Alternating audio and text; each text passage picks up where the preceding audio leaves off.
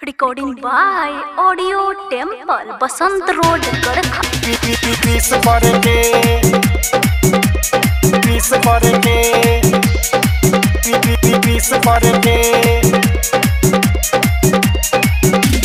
नया साल के होत बाटे भाई शुरुआत हो, भाई शुरुआत हो, भाई शुरुआत हो। सबका कहेंगे मुबारक वाला बात हो, मुबारक वाला बात हो, मुबारक वाला बात हो। नया साल के होत बाटे भाई शुरुआत हो, सबका कहेंगे मुबारक वाला बात हो। जे भी बाटे अपनों के नहीं मिस करे के, नया साल में हो सबका के विश करे के, नया साल में हो सबका के विश करे के। अपना मालावा के मम्मी के विश करे के, अपना मालावा के डैडी के विश करे के। विश करे के विश करे के विश करे के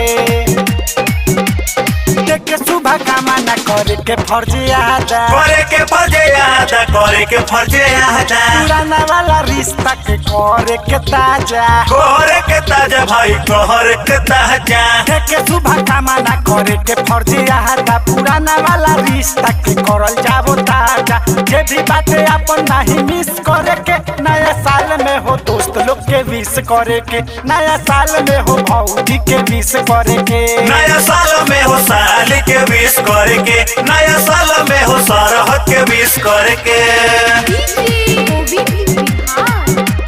विश करे के विश करे के विश करे के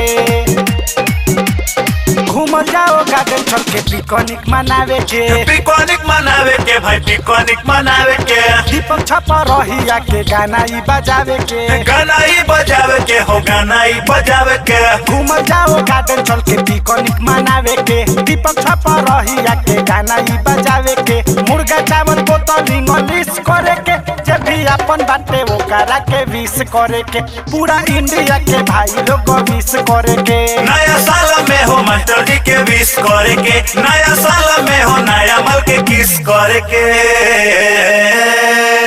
love you India, happy new year 21।